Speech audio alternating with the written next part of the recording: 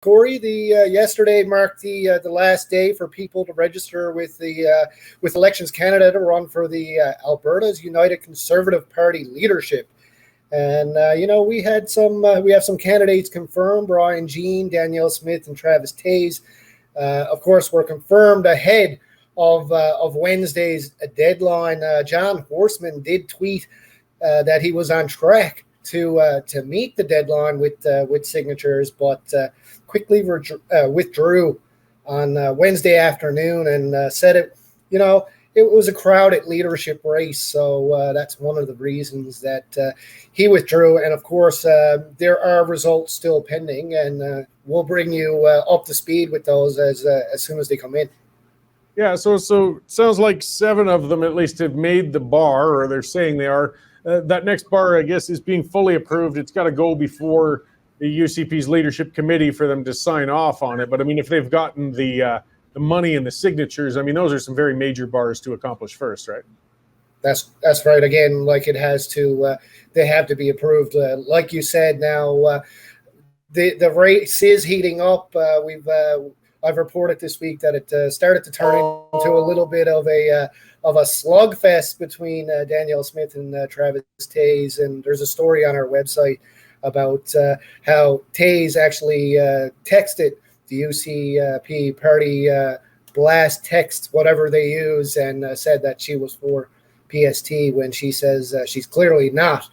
So again, we'll see what happens in the future. I know Danielle Smith does have a rally planned for Bonnyville this weekend, and I was in touch with Brian Jean's press secretary on a daily basis, and he's going to be coming out with some of his policy decisions in the near future. Okay, yeah, I had both Russ Sherman and John Horseman on the show just a couple of days ago, so they're getting right up on the deadline, I guess, trying to get their signatures. But I know, Horseman's saying he had enough, but he stuff to get in, but he just didn't feel the race was a bit too crowded. I don't know. Everybody makes their route. They always leave politics to spend more time with their family and everything else too. I suspect he entered a little bit too late and just couldn't quite get it that fast, because he came in pretty late in the game there and just kind of needed an out. Yeah, he actually stated on Twitter that he looks forward to future opportunities with the UCP party. So we'll see what the future holds for him. Yeah, he's not stomping out the door, embittered or anything like that. He's just saying he's moving on. Have you heard anything from Ross Sherman since? I haven't, but again, I will be reaching out to all of the candidates via email and waiting for the response. I know they're quite busy to talk to the media, on a constant basis, but in between, we've caught them in between meetings and stuff, and been able to get some responses. So I'm looking forward to actually covering the race once it begins, and we'll see who the new premier of Alberta is going to be. Yeah, I mean, it's quite a race. I mean, we do have the winner of this is going to become our premier. It's not like any other party race. I was talking to Reed Small out there in BC. They've got one going on in BC, and that'll be the same thing. Whoever wins that's going to become the premier with the NDP. But they've only got one contestant so far, and it sounds like they might only have one. I mean, quite different than what's going on out here.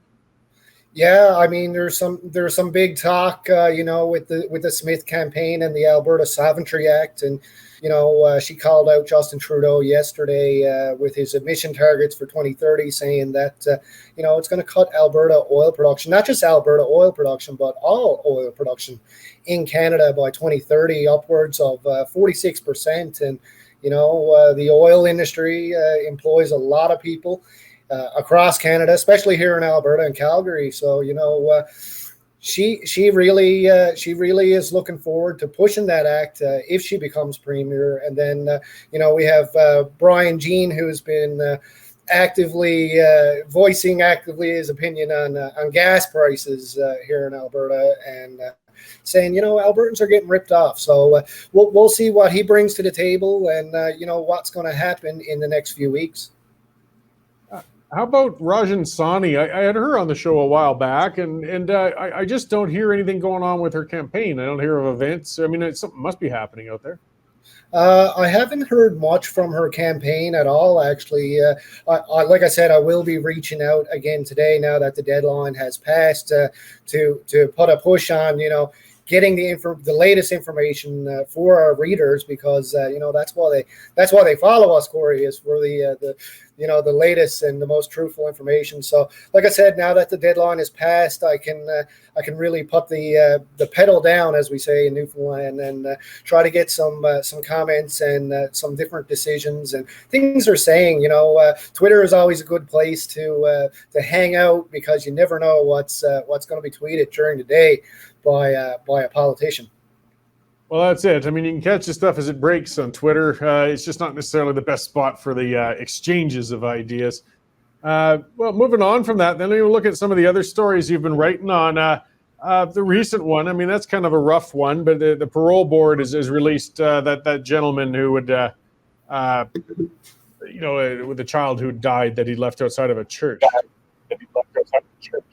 Yeah, that's correct. They made a decision on Wednesday to release him from the Edmonton Remand Center. Basically, he was granted parole, and he only served 2/3 of his sentence. The parole board, said that he had a difficult upbringing in a First Nations community. He is Indigenous, Corey, and that he was getting treated pretty badly in prison, and there are reports that inmates took it in their own hands to give him a warm welcome while in prison for committing a crime against a child. And they said that the conditions that he was experiencing, he spent most of the time in the hole, but they kind of gave him a little bit of leeway and granted his parole. Now he's going to be supervised.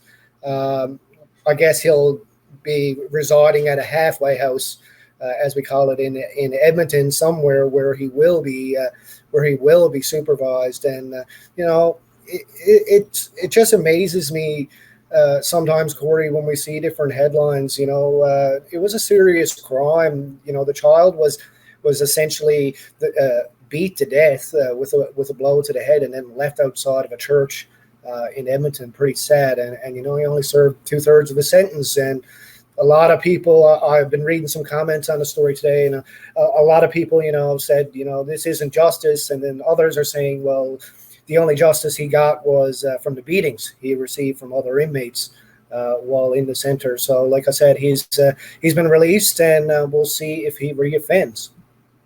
Yeah, I mean, that's the biggest fear. I mean, I don't like to think of prisons just being a place where we can offload and have people beaten by other prisoners. It's not really a civilized way of dealing with things. But if they present a danger, the goal is to keep those people out of society so they don't reoffend. I mean, this guy killed a 19-month-old child. That sounds very dangerous to me, and he only did 3 years for it. Let's just hope, I guess, that he doesn't reoffend. Those excuses, I mean, this guy had a hard upbringing. He had a tough time. Probably very true, but it doesn't mean he's not dangerous. Exactly, Corey. And like I said, there's lots of people in Canada who have had tough upbringings and rough childhoods, and they don't kill people. No, and our justice system is unfortunately anything but. I'm just kind of moving down through your scroll, though. I see Rachel Notley calling for inflation relief. That's interesting. I always like that when I see NDP talking economics. What's she proposing that's going to help us all? She never really proposed a whole lot, Corey. I think it was more or less just her speaking her mind to get media's attention. I noticed that when a big story comes out, such as the one with inflation, and 8.9%, I do believe was or 8.1% was the figure, 8.4 here in Alberta, and she's immediately calling for inflation relief. Even though our readers are pretty smart here at the Western Standard, and they don't forget politics and what happened in the past. So there were a lot of comments on the story saying the NDP were the start, or that created some of these problems when they were in power years ago. But she is calling for inflation relief. She thinks that Albertans are having a tough time putting food on the table, and with the price of everything, Corey, from used cars to cars dealerships, we've seen the real pinch happened in the last couple of months. Especially since COVID happened in Canada. It'll be interesting to find out, what she says in the future. I find that she always speaks her opinion, of course, against being in the opposition against the UCP when something big happens, and we'll see what she proposes to reduce inflation impact in Alberta, Corey. Well, that's it. That's the other half. I mean, okay, it's fine. You pointed out that Albertans are suffering under the high cost of living. I think we all kind of know that.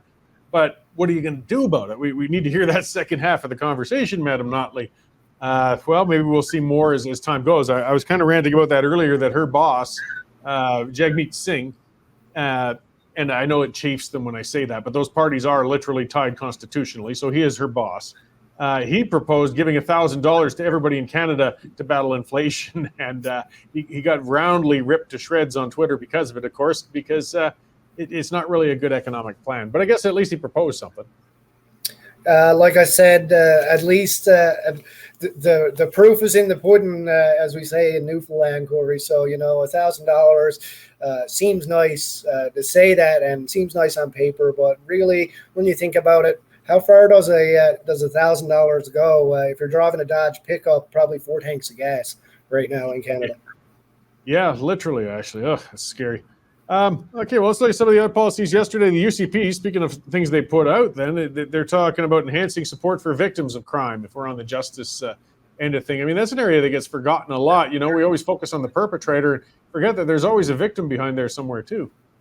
Yeah, that's right. They're partnered with the Red Deer Police to offer opiate assistance to people who are arrested, when they're first incarcerated. And, I applaud the UCP government for taking a stand and investing in a program like this, Corey, because, I have many off the record conversations as an investigative reporter, and I've spoke to the RCMP before, different members, not saying they're from Bonnyville, but different locations within Alberta, and they see the same people in the system over and over, catch and release, and addiction is. I don't quote me on percentage, but 90% of the time it's someone who's addicted to drugs and struggling with mental health, and the justice system is a revolving door sometimes for these people, and they're just trying to survive, and you don't judge the person, Corey, who's down and out, because when you're up, you never think you're going to be down again, and when you're down, you never think you're going to be up again, of course. And don't judge the person who's doing drugs on the side of the street because you haven't been in their shoes, so you don't know what they've been through. And I think it's a great program that people who are struggling with drug addiction and mental abuse will now have a chance to go virtual with an organization here in Alberta when incarcerated to see, what is the root of the problem. It's just not petty crime and they like to steal. There's a reason behind the crime, and that's drugs, Corey. Yeah, no, absolutely. And we saw that in the South, and we saw that with the people who'd been repeatedly robbing my pub when I owned it, and or the fellow that Eddie Maurice shot while defending his family in southern Alberta years ago. That guy's a chronic reoffender, and he's almost every time he gets picked up, he's also in possession of meth. So, I mean, it's difficult, because, I mean, they're criminals, or they can act as criminals, and they can put people at risk. But at the same time, just throwing them in jail isn't solution enough either. You got to get them off the drugs, because they're just going to keep reoffending. So, I mean, we got to look at more treatment. So it's always good to see more treatment options coming anyways, because that's the only way that's really going to break that cycle. Yeah, and again, the federal government stepped up yesterday and announced that they'll be spending $40 million on Canadians who are addicted to substances. So before I let you go, I pulled you in a little early, so I'll let you escape a little early too. But what else are you working on this week, for the way as we head towards the weekend? I've got a couple things up my sleeve. I was just poking around on Twitter, and it appears that Joe Biden has announced that he's suffering from cancer. So I'm gonna dig into some international stories here this evening. I noticed a trans swimmer was just nominated for a Woman of the Year award. So that's another story that that I'm sure our readers will have lots to say about. And again, I'll be talking with the press secretary from Brian Jean's campaign. I've reached out to Danielle Smith, and I'll do the same for Travis Taze. Maybe we can get some reactions now that it's official that they're in the leadership race for Premier of Alberta. Great. Well, you'll have interesting political times, especially as it gets closer to the end of the race, and they start. Some of the candidates get desperate, and the gloves really start coming off. So, we'll see if it turns into an old Donnybrook, as Downshire used to say.